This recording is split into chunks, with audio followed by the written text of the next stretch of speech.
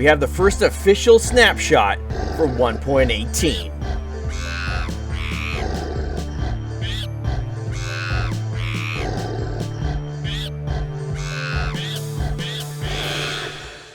Hello again, skunkmunkee here, and today in our Snapshot 21w37a, what do we have? Well, this is the very first official snapshot. None of that experimental stuff. No, this is the real deal. 1.18 is on its way.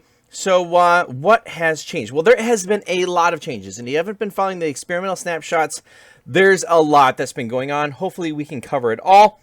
So let's get right into it. The very first change is that Enchanting Tables now emit a small amount of light, which is really cool. And they've always kind of looked like they should, so it makes sense. The next thing is one that I hadn't even heard of yet. If you use shears on the bottom of one of these cave vines from the glowberries, you right click, and it only happens once. I keep clicking, it only happens once. This will now stay at this length. It will never grow any longer.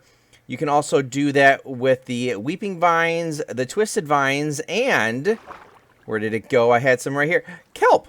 You can do it on kelp too. Now, the only thing I don't know if it works on or not is actual regular vines. Let's see if we can encourage this to grow. It wasn't in the list, so can we actually just place that like down there, please? No. So I'm not sure if that works or not. It would be nice because I really like to stop vines from growing, but the ability to stop these, that is really cool for builders. We now have the official dripstone cave biome, which comes complete with dripstone blocks, pointed dripstone, and occasionally some small ponds. That's the smallest pond I've ever seen.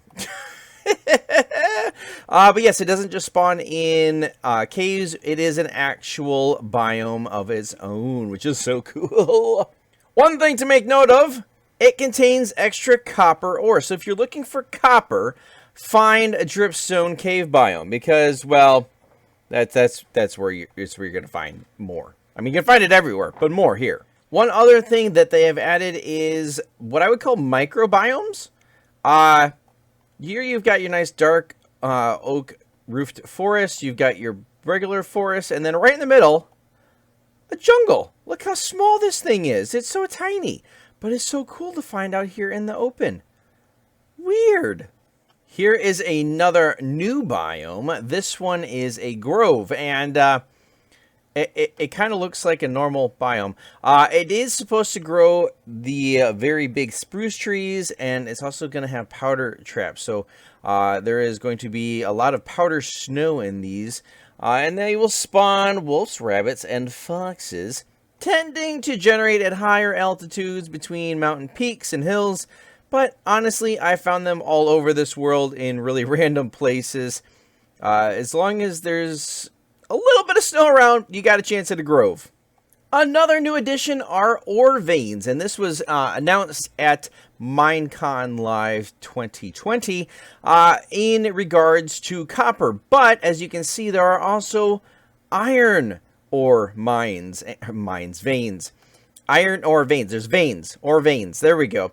And basically, it kind of just does a snaky-like pattern, and you will find iron veins below y equals 8, and all the way down to y equals negative 60. Negative 8 to negative 60, and then the copper veins are going to be from y0 to y50. So there's going to be copper in the regular areas, and then there's going to be iron down below. Now, of course, they are going to be spawning. Copper is going to spawn down there, and iron is going to spawn up here, but the veins are going to be in those areas. Speaking of that ore distribution and the different heights, the world height is changing. So as you can see right now, this is a lot higher than it used to be. We are at 222, and the Y value is going all the way down to negative 64.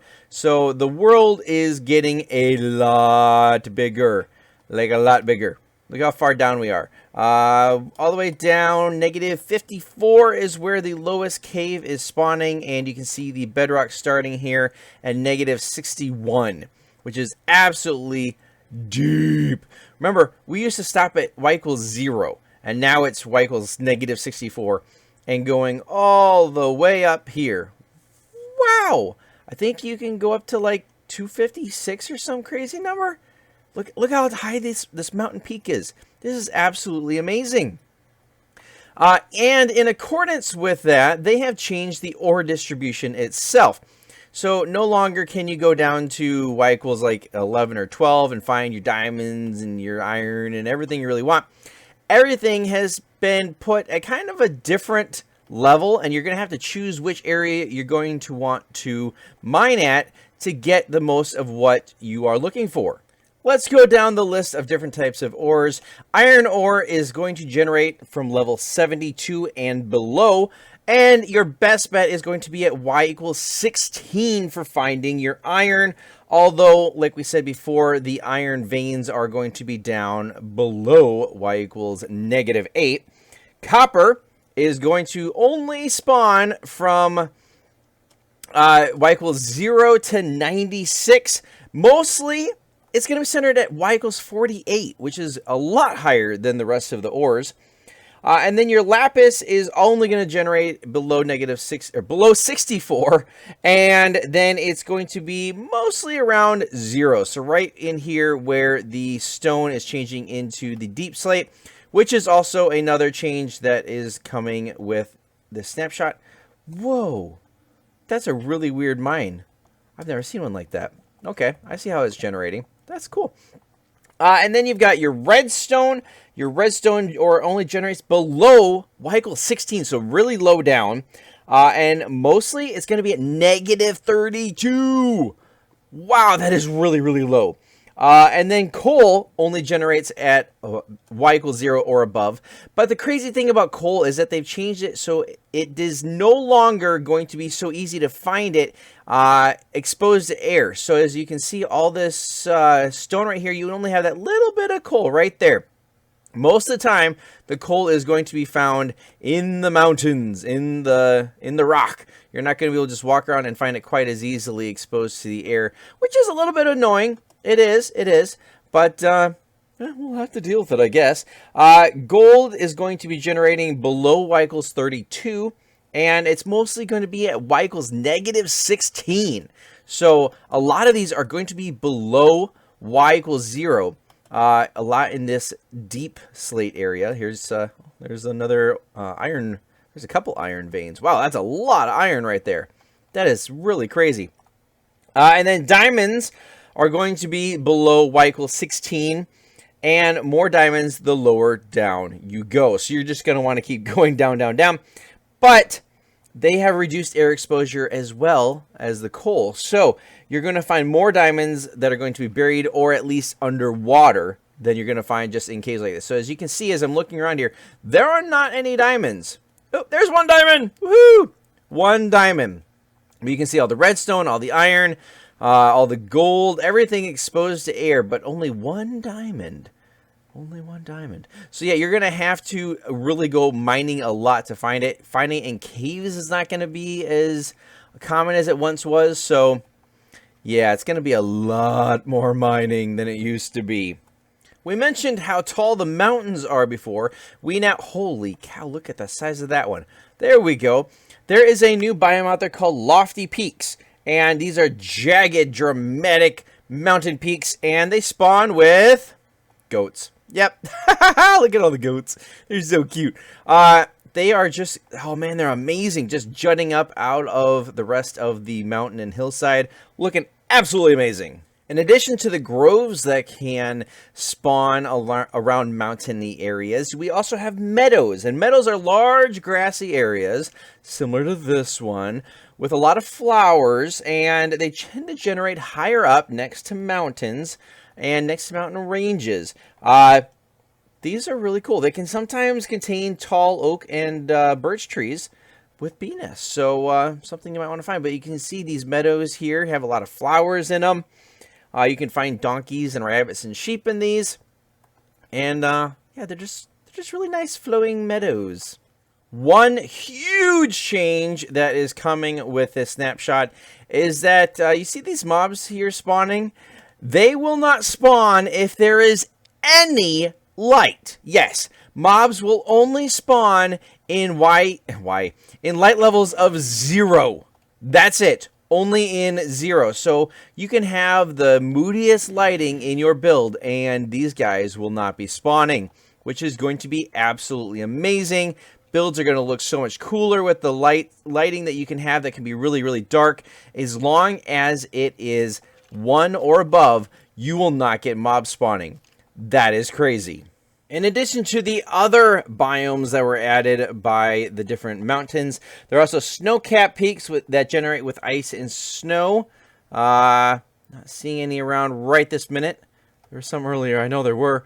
And then there are snowy slopes, which are vast snowy terrain that can hide powder snow. There we go. I knew there were some around. So these are the snow-capped peaks. Lots of ice and snow. And then there are also stony peaks, which have a lot of stone in them and not as much snow and ice as, you know, the name implies. And oddly enough, you can find calcite up in those mountains. So they're really changing not just the ore generation, but the stone generation as well. One really cool thing about the terrain generation that you may or may not have noticed is that there are no longer birch hills and forest hills and all these different things. They just spawn wherever the terrain takes them. So as you can see right over here, you've got a hill that is forming, and you've got your flower forest that's just, if it loads properly, that just flows right up and over the hill. And it makes the terrain so much better, in my opinion. It's just smoother. Here you go. There is a roofed forest, and it just goes right up the side of this mountain. Looking absolutely amazing. Oh, that is a beautiful mountain. Wow. That is so cool. And then you've got the what is that? It's not a crack carver. That's just a really cool cave right down in there. Man, this is an amazing terrain generation. It is. I just can't get enough of it. Cannot get enough of it. In addition to changing the world height, they have now also changed the height that the clouds are from 128 to 192. It's still going to be in the middle of builds, but at least they did raise it. In addition to the other cave biomes, we now have Lush Caves, complete with moss blocks, your spore blossoms, your glowberry vines, your little azalea bushes, everything down here that we've always wanted. Looking very, very pretty, and I like it. It's just so awesome. I love these Lush Caves, and sometimes they are just generating massively. I'm not seeing any right here, but there are some out there that I've come across that are just gigantic. And these are nice small ones, but the gigantic ones are absolutely amazing. Oh, there's also your drip leaf, which is a bunch of clay in them as well, because, you know, the drip leaf grows on the clay. I'm not seeing any gigantic ones. Here's a pretty massive one, though. Look at all that. It's just amazing. I can't wait to come across these while mining. They're going to be such a pleasant change from just the drab, dreary caves. Sorry for those of you who liked finding axolotls anywhere in the wild. They have now been restricted to Lush Caves and only in Lush Caves. However, they have their own mob cap. So they're not going to be restricted in their spawning because of any other mob, which is a good thing. As I've been flying around, you might have noticed that the cave generation looks absolutely crazy. Yes, they have now added noise caves and aquifers. Now, what noise caves are, they come in 3 different, we'll call them flavors. Holy cow, that is amazing. Wow. That's so cool. I love it. I love it. Anyway, back to what I was saying. There are cheese caves, like the holes in Swiss cheese, if you know that. So kind of like these, where you've got all these little punches of holes going through here and going through here. There are also spaghetti caves, which are the long squiggly tunnels. Let's see if we can find any of those. Like this one right here, long squiggly tunnel that is pretty cramped quarters. As you can see, it's really small coming down here. You can still make it through for the most part. Going to mine a little bit, but these are like real caves in the real world, how they would generate, looking absolutely how they would generate, how they would form. So these spaghetti caves are really, really cool looking. And not only do you get your spaghetti caves, but this one is actually what you would call a noodle cave, which is really, really thin. Now, this one right here is more of a spaghetti one. The one back there was more of a noodle one where it's really thin, really hard to get through. And look at those diamonds. Really, really claustrophobic caves. So those are different cave generations making things get really, really amazing. And these caves can get absolutely massive. There are the canyons that are still going to be going through, and there's going to be the cave carvers, but all these squiggly little caves going through everywhere just going to make caving so much more fun. And then, like I said, there are aquifers. And the way that an aquifer works, if I can find one around here, is basically there's going to be water levels, and every place under a certain water level is going to be filled with water in an aquifer. So I just had like a bunch of them around me, and now I can't find any of them. I believe there can also be, there we go. There can also be lava aquifer things, because aqua means liquid. And so here you go. Here's an aquifer. So this is a cave that is completely filled with water, and we got more of them right over here. So these aquifers will generate, making underground caving more interesting, because you will have water to contend with. And the aquifers that will be lava are at y equals 0 or below. So the ones down here in the deep slate have a chance of being lava aquifers. If you wanted to know what an aquifer can really look like, here you go. So this whole cave system here is just filled with water. Look at all the water. And then if we go down here, it's also filled with lava and water and lava and water. Look, it's just crazy how much water is in this cave system. Oh, it's crazy. One change that has been a long time coming. I am surprised that it took them this long to add it. If you go into your options and your music and sounds, there is now an option here that I can tell it which device that I would like it to use as its standard default device. Why did it take them so long to get that? That is a lot to take in. There have been a lot of changes that have been made for this snapshot. Another one that was not included is they are thinking about changing the speed of elytras to being a little bit slower when using rockets, but also not using durability when you're just gliding. So expect to see that in an upcoming snapshot. But that is going to do it for today's video. If you guys enjoyed it, please leave a like, consider subscribing, turn on those notifications. You can join my Discord channel. And I hope to see you guys in the next snapshot update. Until next time.